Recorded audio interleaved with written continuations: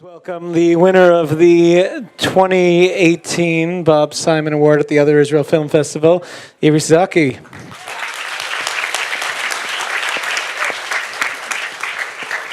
And to moderate the conversation, please welcome Yona Shem-Tov from Encounter, who I'd love for her to make the connection. She says there's a strong connection between Encounter and this film, and she'll probably do it much better than me. Thank you very much, Yona. No problem. I loved it. Thank you very much. I loved the film. I have a lot of questions.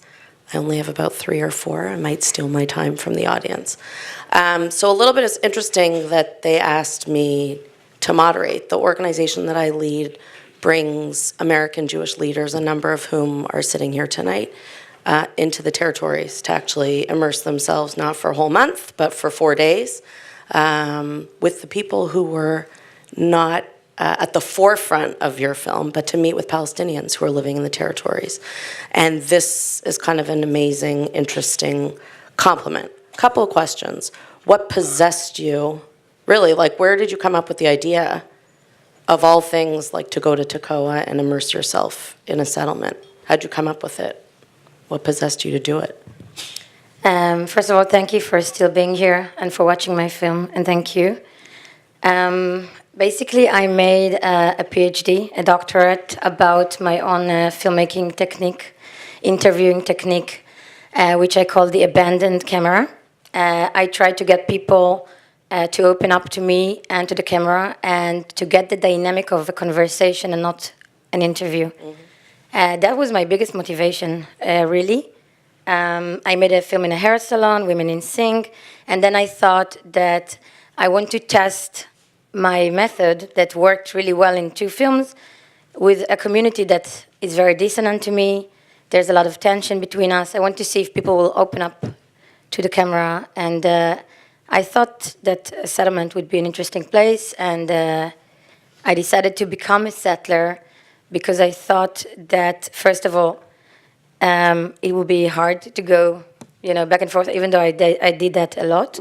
Every time something happened with my equipment and I had to go to Tel Aviv. But also I thought that I wanted to feel how it's like to go to sleep in a settlement, to wake up in a settlement, and I wanted the people there to understand that I'm not just coming and going. I want to kind of like embed myself into the community. So the reviews, a lot of the reviews that have been written, and even how I've heard a lot of people describe the film, is, it's that this lefty filmmaker going to listen and open herself up I to told you that. Well, you told me that too, but sort of the write-up is like, and even now I think like we're living, certainly in the United States, in what everybody keeps talking about as a very polarized time, and this idea of asking questions and listening is kind of radical. So I kind of have a 2-part question. One is about the abandoned camera and sort of this discipline that you have throughout, that I felt that I was watching your face and certain things, like the discipline of listening and asking good questions, and what you think that brings in a political context, like what's that about? And the second part is, there seems to me when people say that, an assumption that you've let go of a political project because you're listening, because you're open, you're talking to people that you've never met before. You may disagree with them while you're listening, and it's as if the assumption is, well, if you're listening to them, your brains fall out, and that you're... So I'm interested sort of in that tension of how did you also listen, and it felt to me that this had a politics of listening to it, so I'd love for you to talk about that. Yeah, so it was a struggle. I remember that every time I had to tell myself not to get into arguments. And the thing is that I believe that the dynamic of an argument, it closes you down, it doesn't open you up. I didn't want, there's a lot of films where someone comes as an expert and get experts from the settlements and leaders, and they argue, and this debate it's not something that I wanted, because I feel that when people feel comfortable and it's like a conversation where I listen to them, I respect what they say, I disagree with it, but I let them talk, I gain much more than fighting with them. I was interested in the more personal aspects of being a settler. I didn't want to get into the... When you talk to a settler, after like 5 minutes, I can give you the Aseret HaDibrot, the 10 Commandments of the settlers. They always say the same things. Look at Gaza. They start with 48 and 67. Because we are here, you don't have terror attacks in Israel. And after a while, you get that, and it's boring. And I didn't want that. I wanted to hear why people feel the way they feel, how they feel about being raised there.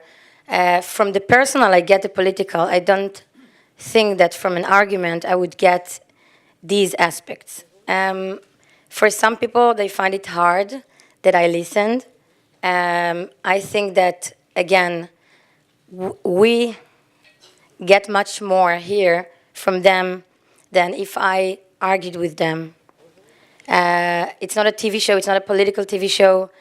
I'm interested in people, in communities, in the psychological, mechanism of people. And that's what I wanted to get. Can you talk a little bit about the film editing, right? Like the choices that you're making, you built an arc. And so for me, what was very powerful is the ways in which I felt you made the presence of Palestinians, for me, felt, but it was just a little bit enough in the background that it was like mitzik. It was like kind of pushing in against the backdrop of people who are living so close. Can you talk a little bit about sort of some of the choices that you made, to tell a particular arc of your time there? I didn't want to film my everyday life there. First of all, it wouldn't be wise because settlers are camera phobic. They're scared of cameras, they're used to cameras and documentaries and the media and the news, representing them in a very specific, one-dimensional way. It's not wise to go around there with a camera. I wouldn't get these conversations if I did that. Also, I wanted to kind of like bring my look on this place. And something that was very strong for me in the experience of living there is the dissonance between the hippie, pastoral lifestyle and the occupation. And I couldn't stand it. So that's something that I really tried to saturate and show in this film, but in a very quiet way. And as for Palestinians, there are no Palestinians in the settlements. They are transparent. And it's not just, I didn't include Palestinians. I didn't want to show Palestinians. I cannot have a cup of coffee with a Palestinian in the settlement. It doesn't happen. So I didn't want to just show them in order to show them. I did show things that bothered me a lot, like the checkpoint. Yeah. No, I was trying to say is I felt their presence, even though they weren't featured. Yeah. I always say what I... Yeah. So I am kind of curious for the regular questions of like, what surprised you? I asked you upstairs what happened with Akiva. Like, there's clearly these moments. I was kind of curious. And then in terms of, I do have more questions sort of around the politics of it. In particular, Moria was such an interesting character because she just was like straight up, do agree, she seemed the most, it just was not complicated for her. And so I'm kind of interested to hear your take in that, in sort of like her uncomplicated, and then the sort of self-conscious, I resonate more with Haaretz than I do with Makor Rishon. I really never expected that Asaf, when you open with, right, that he sort of sees himself as a leftist living in the settlement. And so I'm wondering if you could talk sort of about the cast of characters a little bit and what story you think it tells about why people are still living there. Yeah. I filmed something around 30-something people, I guess. I chose, I always prefer to bring, yeah, okay. Self-awareness. Yeah, so I try to bring more like deep conversations rather than just jump between characters like a lot of documentaries do. Cut between themes. I prefer to bring a conversation. Of course, the conversations were something between like an hour and 2 hours with each. but I wanted to bring few characters and let them see them like in a, you know. But when I chose the characters, of course, Moria is a strong character. I chose the strongest characters, and that together shows something about my journey there and different aspects. But I realized that all of them are young. Most of them are second-generation settlers. And that's something that was very strong in my experience. The difference between their parents, that I also chatted with them, you know, they don't accept the word occupation or settler, and then these people that were born there, it's not the ideology that brought them there. They're already a result of the occupation. It was much more interesting for me to speak with them. Yeah, so that's kind of like the selection. Yeah. The last question, and then I'll turn to the folks in the crowd, is that to me it felt like, you know, if we're to look back in 100 years from now and use this film as a text to teach us about this moment, there's a meta-narrative about what's happening in Israel in this moment. And I'm kind of curious, like, when you're done with it, when you're out, what is the story that you think it's telling? Meaning he's ending with this very interesting critique of they should just decide, is it a plan or is it stupidity? And I'm kind of curious, like, what's your take on the meta-narrative that it's telling about where Israel is? To me, it's a very sad film. It's not an optimistic film at all. It's very heavy. I have a very heavy feeling when I watch it, when I used to watch it back in the days. It shows something about how normal it has become, the settlements, how much it is a part of Israel, how much it is established. You have generations, you know, getting born there. It also reflects on me, you know, being in Tel Aviv. I'm also a part of it. I also live my life, you know, very easily in Tel Aviv. The occupation is far from the eye. The fact that people that, unlike their parents who defend their presence there with like their ideology, these people understand that there's a problem, but they still choose to stay there. And that to me is an even more problematic document than showing people that are, yeah, exactly. So, Thank you. thank you. We'd love to take some questions from the audience. We'll be passing a microphone around. I hesitate to be provocative, but I still think that it's an important question to ask. Do you think that this film has succeeded in depicting the settlements as they actually are? Or are they depicting some small corner of people who exist in this and have a problem with the existence, but also they choose to stay there just because they are second generation, as you mentioned? But presumably there are many more people who live in these settlements who don't think this way, don't behave this way. They are much more extreme and much more, but I don't know whether you chose not to show them or they just didn't come to the interviews. No, I had a lot of them as well. Yeah, sorry, I didn't even try to be funny now.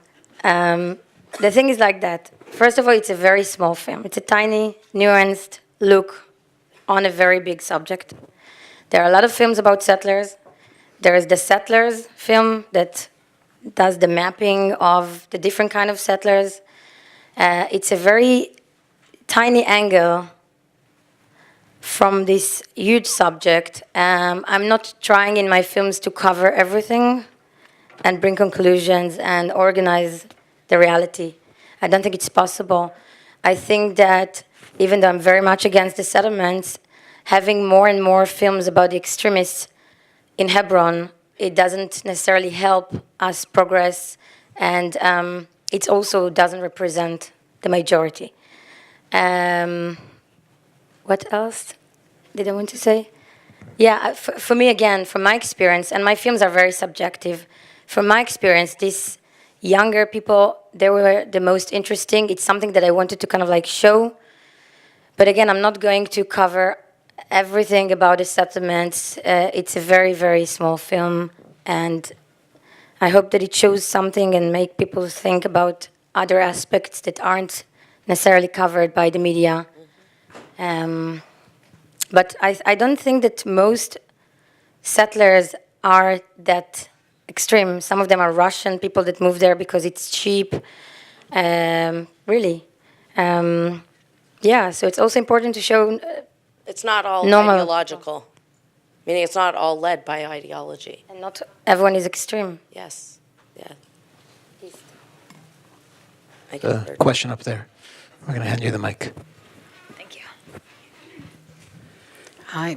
I thought you did a very nice job depicting or selecting the people that you interviewed and allowed them to be natural and comfortable. And just curious, were you able to maintain contact with these people? Was there ever follow-up outside the film? And then what did happen with Akiva? So I had this screening in Jerusalem, Cinematheque. Everyone was either a settler or a religious person. It was full of like people, and someone asked me, "Did he take you to the valley?" And I was like, "His parents are here. I'm never gonna answer that." We're still friends. He came to Tel Aviv twice to drink at my bar, and everyone had, like, they were somewhere between arguing with him and like falling in love with him because he's a very interesting person. And again, the fact that he said like about post-trauma, to me, that's such a strong statement. And again, that's why it's so important to also bring these angles. Will you say more about that? About the why that felt so strong to you, the post-trauma for... When a settler says that about his own, you know, about himself, and also like he still raises his kids there, and it's so... Even though today it's very different than when they grew up, today it's very, very divided, and it's not the same as it used to be, and it's not as crazy. But maybe it's crazier that it's not that crazy, and that's what I'm trying to show in my film. But all the settlers in the film watched it, and I'm still in touch with some of them. Moria, even though she's a fascist. What did they make of it? What did they think of it? What were their reactions? They really liked the film. They said, again, in Tkoa, I'm very famous in Tkoa, and they didn't like me there.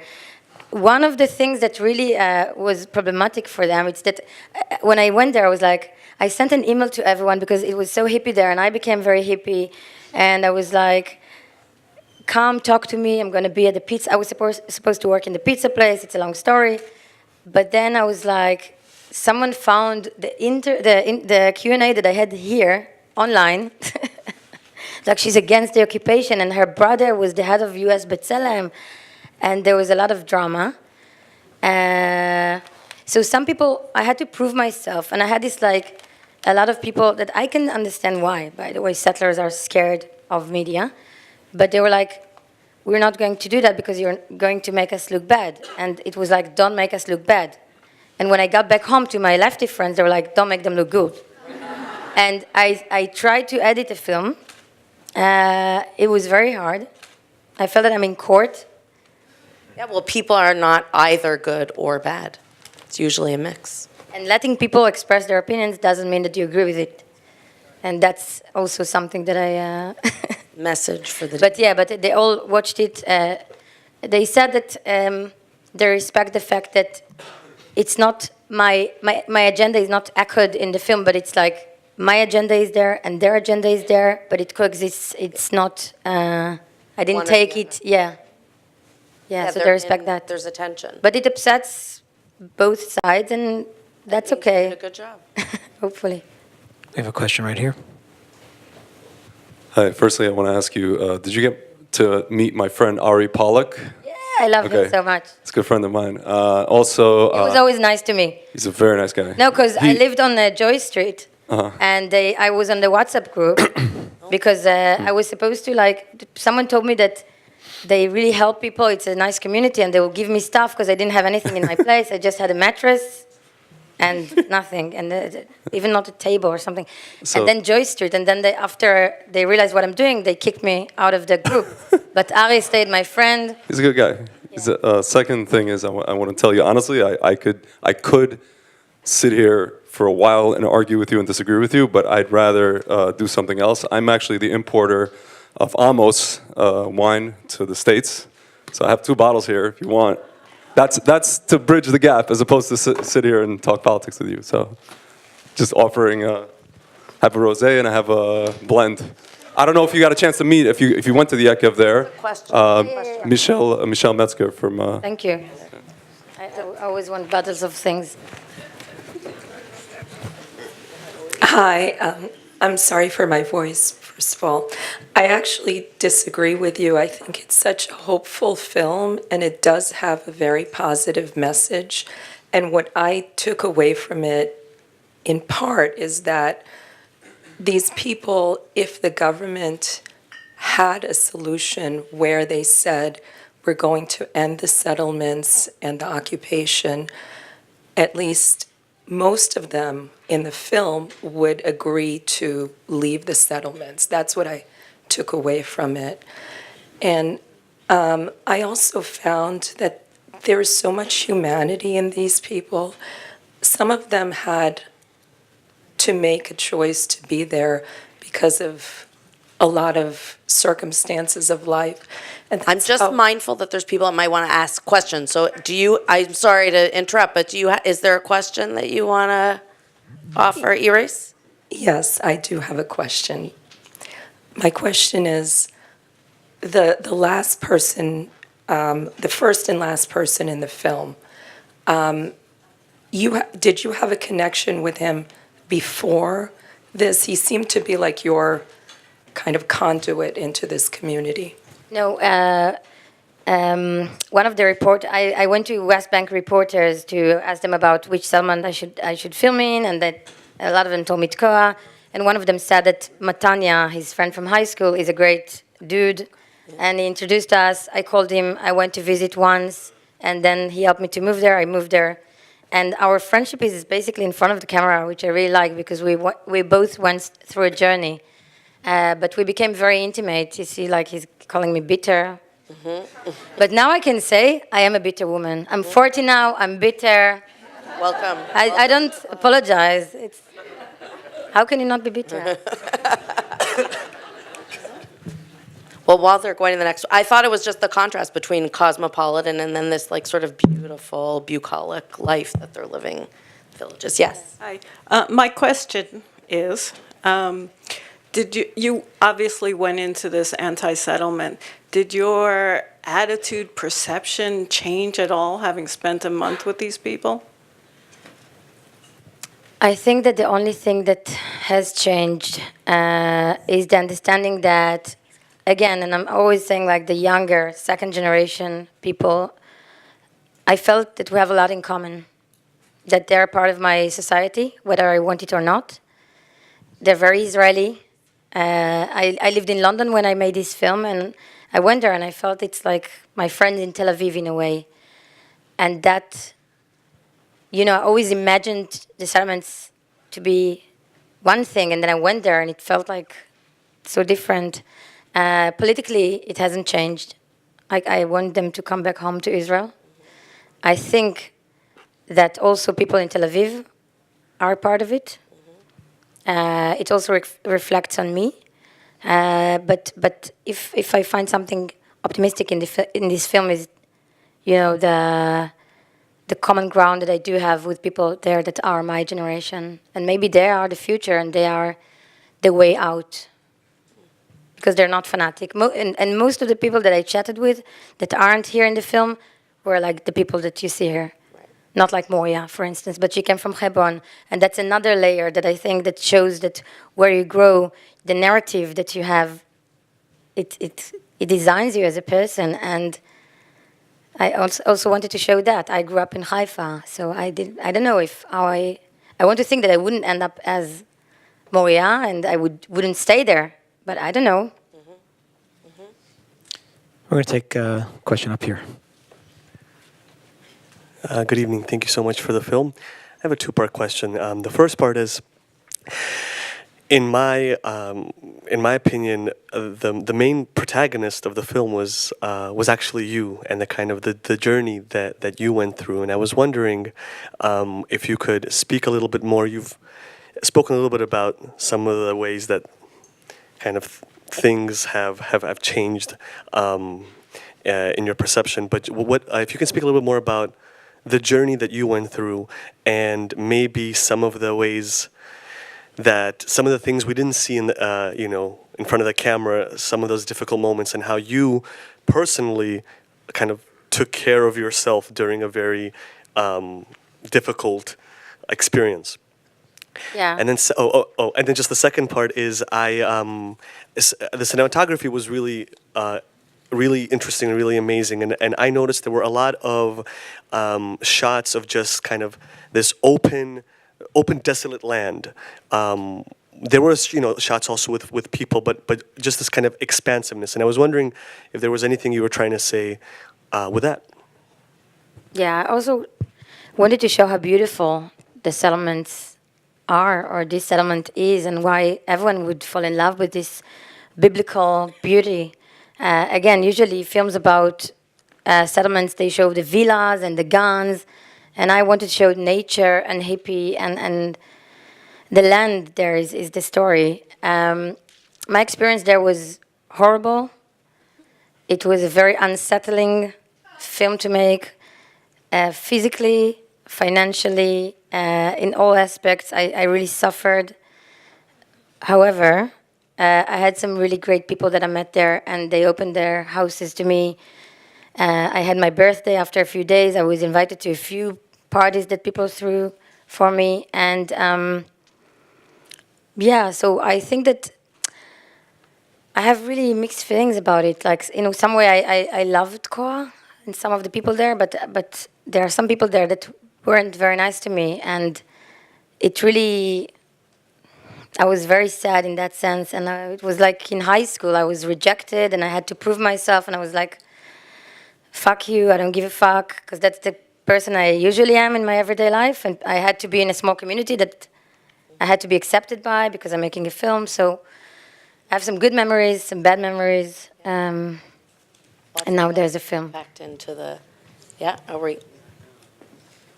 I want to thank you. I want to thank you both, Yona. Thank you so much.